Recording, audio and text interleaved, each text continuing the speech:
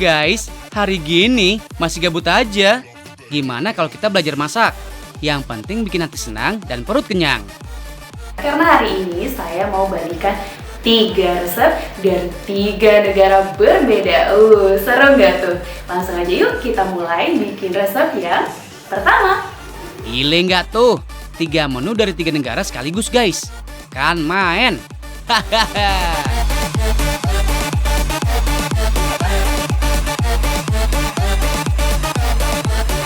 Zucchini sliders ini Italia punya guys. Zucchini slider adalah olahan campuran sayuran dengan daging giling yang dihidangkan bersama dengan keju guys. Potong zucchini setebal 1,5 cm, kemudian cuci bersih dan lap dengan tisu. Taburi garam dan lada hitam, sisihkan. Sementara nunggu bumbu zucchini meresap, waktunya mengolah beef patty. Campurkan daging giling dan bumbu, aduk rata. Ambil daging dengan takaran 1 sendok makan, pipihkan. Next, potong keju guys. Panaskan wajan, siram dengan minyak secukupnya. Masak zucchini hingga berubah warna. Zucchini adalah jenis sayuran yang banyak ditemukan hampir di seluruh dunia. Sementara untuk beef patty, lakukan hal yang sama guys. Diamkan selama 3 menit sampai berubah kecoklatan. Beri lembaran keju dan angkat. For your info guys, banyak orang mengira zucchini sama dengan timun Jepang, padahal keduanya sangat berbeda.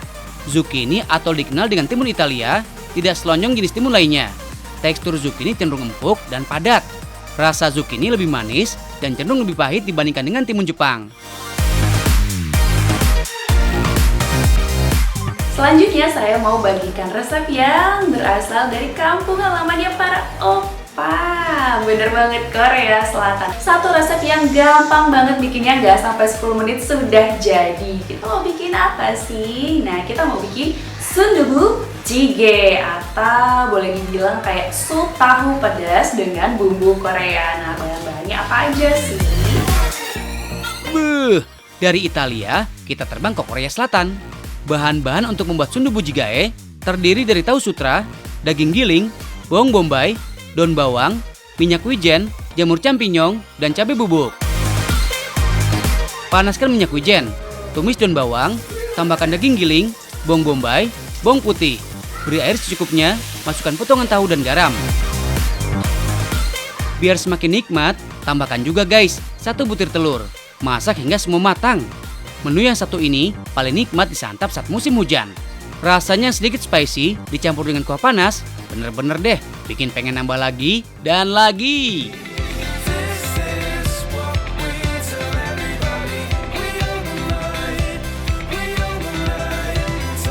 Nah guys, sekarang kita mau bikin satu dessert yang populer banget di negara Taiwan. Kita tahu ya kalau Taiwan memang selalu menghasilkan dessert yang populer sampai ke seluruh dunia. Apa aja sih bahan-bahannya? Ini dia.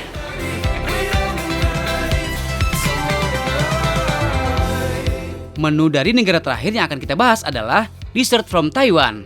Yuhu guys, taro bowl dessert. Ini sih cocok banget buat dijadiin hidangan penutup. Siapin bahan-bahannya ya guys. Terdiri dari talas berukuran sedang, ubi kuning, ubi ungu, tepung tapioka, gula pasir, dan air hangat secukupnya. Sedangkan untuk pelengkap ada pasta kacang merah, cincau hitam, kental manis, gula merah cair, dan es batu. Potong semua bahan, kemudian kukus selama 20 menit. Kalau sudah, masuk ke pembuatan adonan. Haluskan semua bahan secara terpisah. Campurkan gula pasir, tepung tapioka, dan uleni. Potong adonan menjadi beberapa bagian dan bentuk bulat lonjong. Taburi adonan dengan tepung agar tidak menempel. Next proses. Rebus semua bahan hingga matang dan tekstur menjadi kenyal. Angkat dan siap untuk disajikan. Tata es batu, tambahkan tarobol, cincau hitam, pasta kacang merah, siram dengan gula merah cair. Tambahkan juga kental manis guys. Widih, kebayangkan guys, pasti nyegerin. Udah ada 3 nih, kamu mau buat yang mana?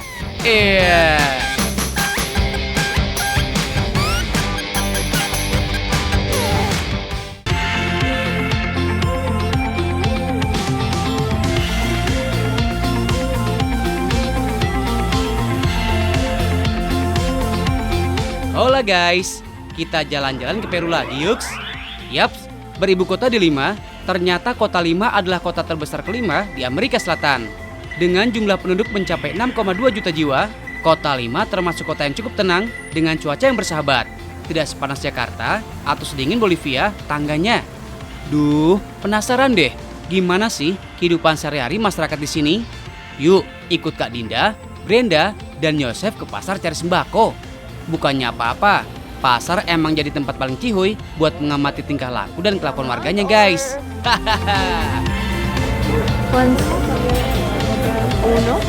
Membeli kebutuhan pokok di Peru harus selektif, karena harga yang dipatok para penjual seringkali sangat tinggi dan berbeda satu sama lain. Makanya harus pinter-pinter pilih toko yang harganya bagus biar bisa beli banyak. Men's curry.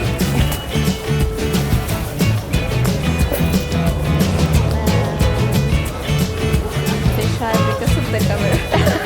No, you don't have to. Is that sweet? Kebutuhan hidup di Peru cukup tinggi, makanya tidak heran jika banyak orang yang membutuhkan di sini. Kali ini kami membeli kebutuhan sembako untuk disumbangkan kepada mereka. Yap, belanjaan ini emang nantinya buat bagi-bagi guys. Sharing is caring. Setuju ya? Guys, tahu nggak sih, biaya hidup di Peru, terutama di kota Lima, sangat tinggi. Butuh biaya puluhan juta rupiah per bulannya. Padahal upah minimum warganya aja hanya sekitar 6 juta rupiah. Jauh banget kan selisihnya? Makanya kita yang masih bisa belanja murah dengan biaya hidup terjangkau harus lebih bersyukur guys. Hidup jangan kebanyakan ngeluh.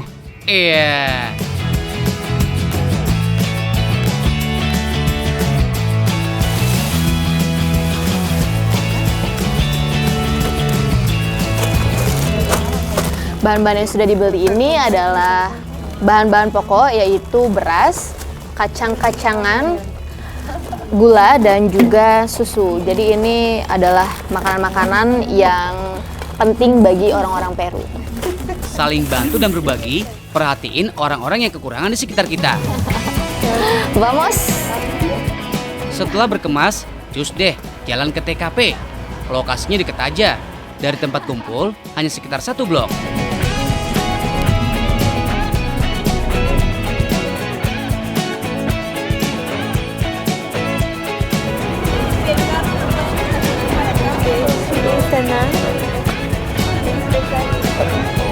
Buenas tardes. Jadi ini adalah tempat kita akan menyumbangkan sembakonya. Jadi ini adalah Yayasan Panti Jompo yang dikelola oleh para biarawati.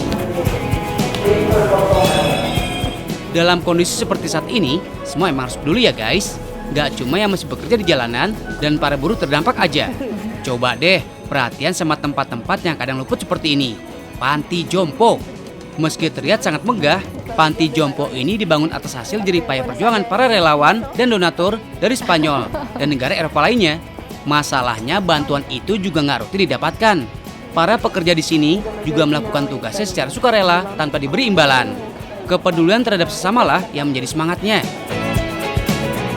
Guys, tahu nggak sih, saat keliling panti, Kak Dinda dikasih tahu kalau tempat ini ternyata udah ada sejak 100 tahun lebih. Dari dulunya emang sudah jadi rumah bagi para orang tua yang nggak mampu atau lansia yang sudah nggak lagi diurus oleh keluarganya. Duh, jadi sedih deh dengernya. Guys, kalian yang masih punya orang tua, baik-baik ya sama mereka, urus dan rawatlah mereka dengan baik.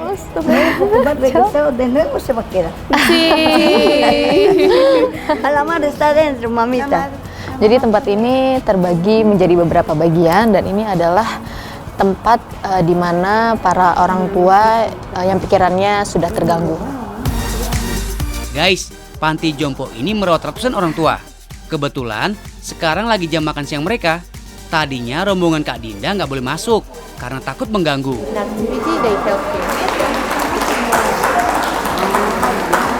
Tepuk tangan langsung menyambut rombongan Kak Dinda. Benar-benar salam pertemuan yang hangat dan mengharukan. Kebanyakan orang tua di sini dibawa oleh anak mereka. Alasannya adalah ketidaksanggupan merawat.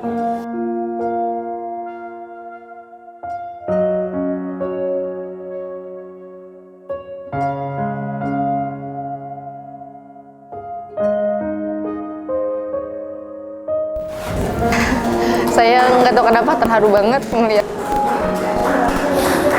ngelihat kami sangat diterima di sini.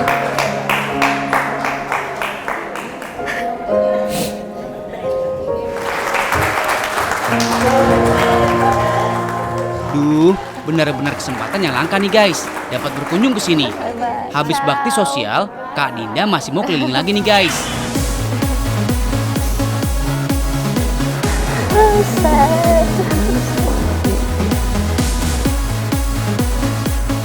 Ibu kota Peru, Lima, terbagi ke lebih dari 40 distrik.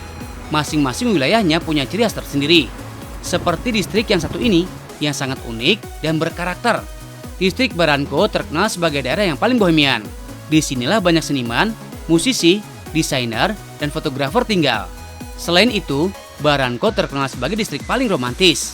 Dan disinilah Kak Dinda ditemani sama ibu dan anak yang romantis dan kompak banget. Kenalin nih, Leslie dan Adelia. Mereka mau ngajak Kak Dinda nongki-nongki di distrik kelahirannya. Bagi orang Indonesia seperti Kak Dinda, kalau lagi traveling ke negara lain, pasti agak susah cari makan. Apalagi di Amerika Selatan, cita rasa makanannya beda banget sama Asia. Makanya, Leslie dan Adelia ngajak Kak Dinda ke kafe yang menyajikan makanan enak-enak. Untungnya distrik Barranco ini adalah tempat yang disukai turis. Jadi berbagai variasi kuliner mudah ditemui. Dan yang jadi favorit adalah kafe vegetarian. Karena wisatawan mancanegara suka banget sama makanan sehat. Dan FYI, menu vegetarian nggak melulu salad. Di sini banyak banget pilihan lainnya. Karena di Peru ini muslimnya sangat sedikit, jadi membuat muslim di sini tuh kesusahan setiap kali mereka ingin memakan makanan halal. Tapi beruntungnya di Lima terdapat beberapa restoran vegetarian dan sekarang kami sudah di sini. Ya. Dan kami akan memesan beberapa menu. And it has starwi, which is like a bean from the Andes, and we put it aside on the side. We put this. Kata vegetarian digunakan untuk menyebut mereka yang hanya makan tumbuh-tumbuhan dan nggak mengkonsumsi makanan yang berasal dari makhluk hidup seperti daging ataupun unggas. Berbagai inovasi sudah mulai bermunculan.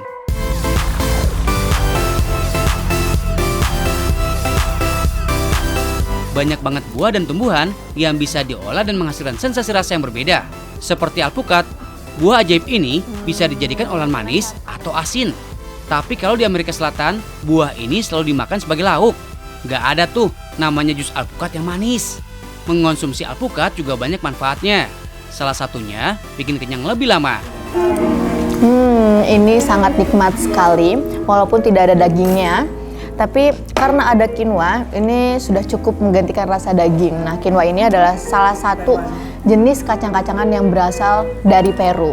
Dan satu yang paling khas di makanan hampir di seluruh negara di Amerika Latin adalah alpukat. Jadi mereka memang sangat menyukai alpukat dan memakannya dengan makanan yang asin-asin, bukan yang manis-manis. Mantap betul. Harga yang ditawarkan juga nggak terlalu mahal. Sekali makan hanya sekitar 100 ribuan. Kalau main-main ke Peru, jangan lupa mampir ya guys.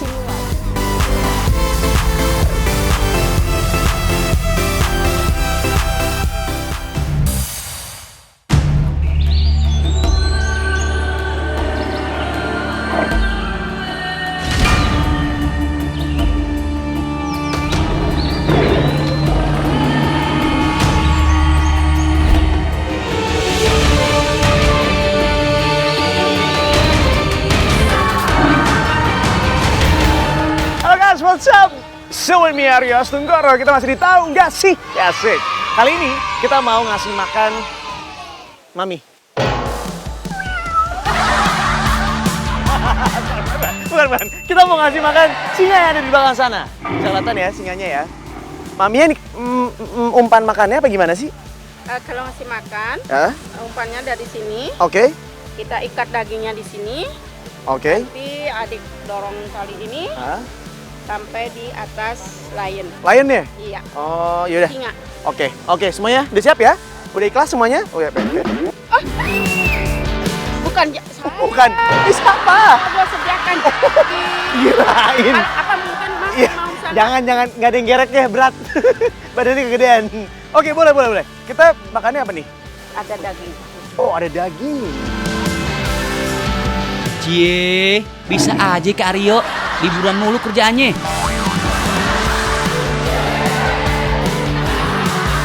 Setuju kan guys, yang namanya hidup emang kudu dinikmatin. Salah satu caranya dengan pergi ke suatu tempat dan manjain diri. Hitung-hitung reward buat diri sendiri setelah capek bekerja. Masih dengan tema menyambut awal tahun 2020 guys. Kali ini Kak Aryo mau ngajakin kita semua untuk seru-seruan di salah satu kebun binatang terbesar di Pulau Dewata, Bali. Selain bisa melihat langsung beragam satwa yang ada, paket yang satu ini dijamin bikin kalian nagih deh guys. Kebayang gak sih gimana deg-degannya ngasih makan singa dengan radius yang cukup dekat? Hahaha. Santuy guys, dijamin aman kok. Pasalnya udah sesuai dengan standarisasi keamanan. Setidaknya ada 4 ekor singa di sini ya guys. Proses pemberian makanannya yaitu dengan mengikat potongan daging ayam pada sutas tali.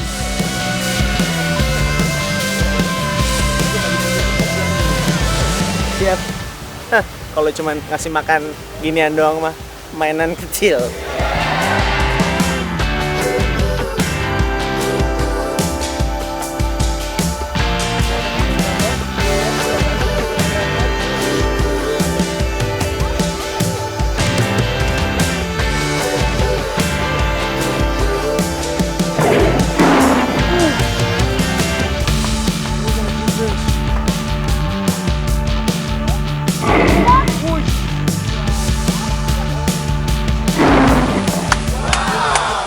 Mantap, good job. So scary though.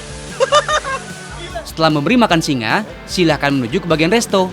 Ada tawaran yang gak kalah seru lainnya, yaitu makan siang ditemani singa.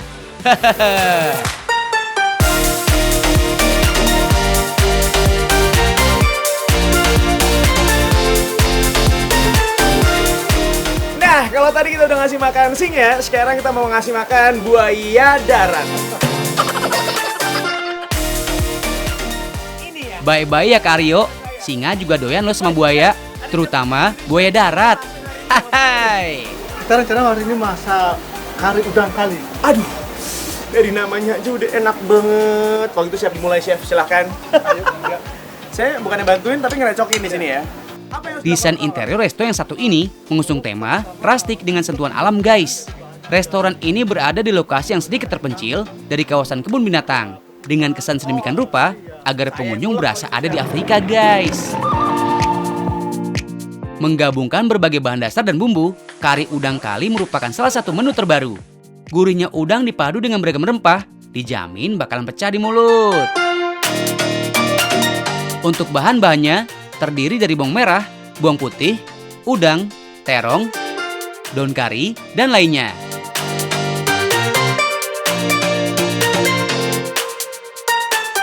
Haluskan bumbu dasar guys. Siapkan bawang merah dan bawang putih. Kemudian panaskan minyak secukupnya. Tumis daun kari, masukkan bawang putih dan bawang merah. Lalu diamkan hingga layu.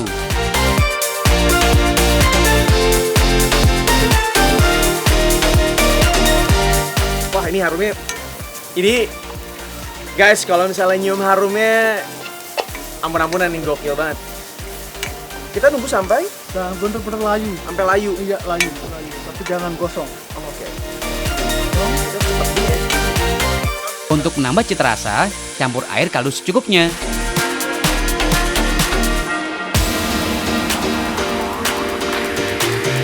Sembari nunggu kuah kaldu mendidih, siapkan udang guys. Udang kali adalah jenis udang air tawar. Dibanding jenis udang lainnya, udang kali memiliki rasa gurih dan sedikit lebih manis.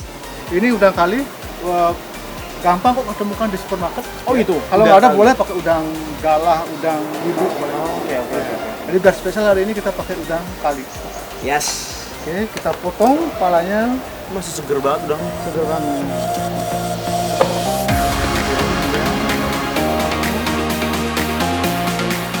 Untuk menghilangkan bau amis pada udang, beri perasan jeruk nipis. Jangan lupa guys, siapkan juga sayuran sebagai tambahan, mulai dari terong, okra, dan lainnya. Campurkan semua bahan dan diamkan sekitar 5 menit, lalu aduk hingga matang. Kari udang kali belum selesai guys. Tambahkan santan dan bumbu kelengis yang terbuat dari ampas minyak Bali. Nggak lupa garam dan penyedap rasa. Oke mas, sudah selesai. Cicipi dulu. Oke. Aku ngicipin. Panas ya, Chef? Oh, parah. Kayak pengen gue makan sama tangan-tangan ini, enak banget.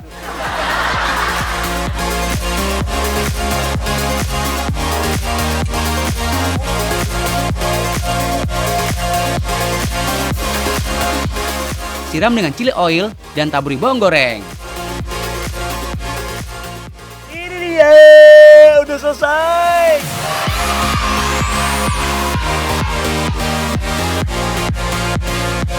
Kita udah siap-siap makan. Ini kerasa ya, kayaknya kebayang rasanya tuh bakal ada manis, gurih, ada pedasnya dikit. Aduh, yang kurang cuma satu, kurang dimakan. Mas, nasi satu ya? Oke, thank you. Kita langsung mau sikat makan. Chef, terima kasih banyak.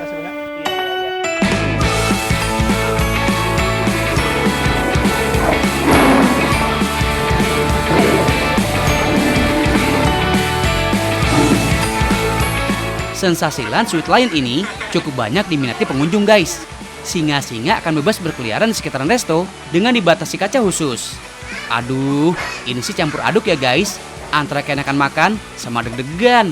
Gokil! Nah, ini sebenarnya momen yang paling tunggu-tunggu karena kita bisa makan ditemenin sama lion di belakangnya. Pas banget. Jadi kita makan sama singa nih. Alright, sekarang waktunya saya untuk cicipin masakan dari chefnya tadi. Tapi sebelumnya saya mau pamitan dulu nih. Terima kasih buat yang udah nonton, tahu nggak sih?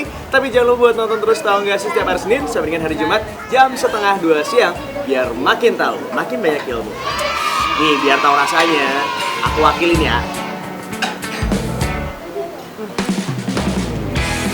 Enak banget, parah.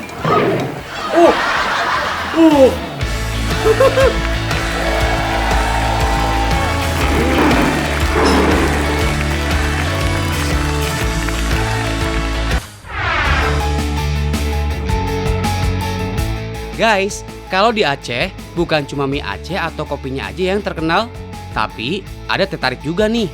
Setiap kedai punya racikan sendiri buat pelanggannya. Seperti salah satu kedai canai di kota Banda Aceh ini guys. Kedai ini mengkombinasikan teh Thailand dengan teh lokal tuh.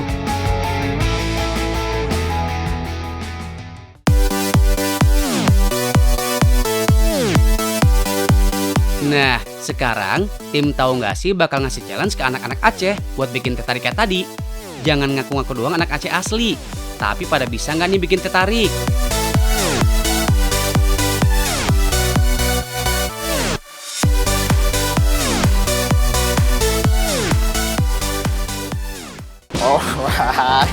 Alright.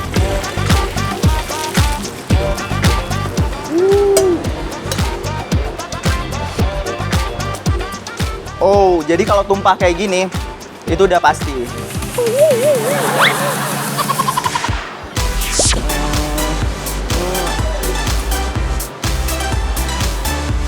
Iya, belum apa-apa udah gemeteran aja nih bang. Mungkin grogi dan berat kali ya bang muknya. Lah, sampai tumpeh-tumpeh. Palingnya dapat satu. Ups, santai dong bang nuangnya. Tapi boleh lah ya, busanya ada. Meskipun nariknya sambil gemeteran. Hai. Walah, cuman bisa dapat ini. Kuy, lanjut ke peserta selanjutnya nih. Oke lah ya buat permulaan, tapi kurang tinggi tuh nariknya. Kelihatan banget momen aman ya. Oke, kita coba lebih tinggi lagi guys. Kalau lebih tinggi kayaknya agak lebih susah deh kayaknya. Aku takut tumpah nih. Lebih tinggi lagi ya. Oh. Oke. Kita tes lagi lebih tinggi lagi. Wah, ini. Iya, tuh kan. Iya. Ujung-ujungnya berantakan juga tuh. 11-12 lah ya hasilnya sama peserta sebelumnya. Ternyata nggak gampang, guys. Ternyata nggak segampang pegang kamera. Pegang gelas nggak segampang pegang kamera. Nah, kita pinggan lagi ya. Oh, basah deh gue, basah. Gue basah nih. Basah. Kena kerjain dah gue nih. Nah, sekarang aku masukin ke gelas ya. Iya, kan basah lagi tuh. Oke. Masukin.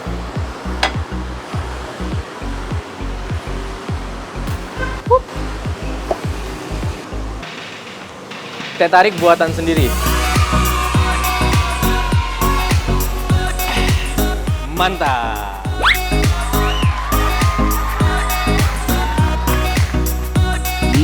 Sekarang gimana kalau pesertanya cewek nih? Siapa tahu malah lebih jago tuh. Wow. Nih guys, lihat sendiri ini cara pembuatan teh tariknya. Ini emang tumpah nih, benar-benar tumpah nih, tengok nih. Iya, belum apa-apa udah tumpah.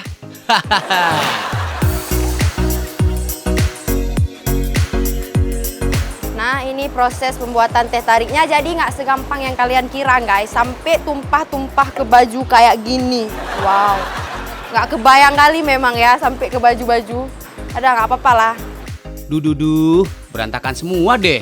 Sampai kena baju gitu, Mbak. Makin tinggi, semakin enak kayak ditarik ya. Ini prosesnya udah selesai, tinggal ditarik sekali lagi. Dan langsung kita tuang ke gelasnya ya guys.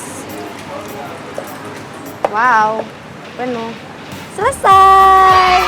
Setelah perjalanan panjang, bolehlah hasilnya.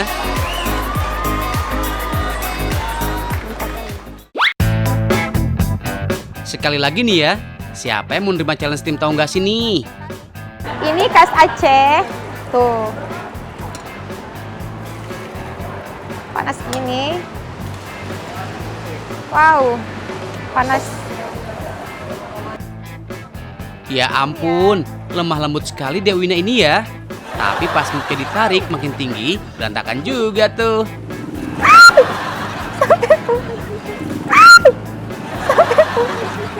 Ya, dulu aku minum di kedai-kedai kopi. Sekarang aku bakalan buat sendiri. Ini buatan aku sendiri. Ya ampun, kenapa teh tariknya jadi semeja gitu?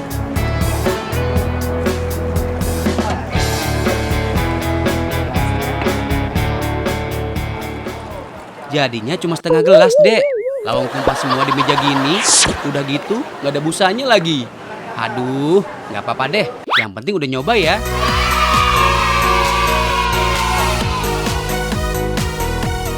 Tuh guys, nggak semua yang kalian lihat gampang, prakteknya gampang juga. Hahaha.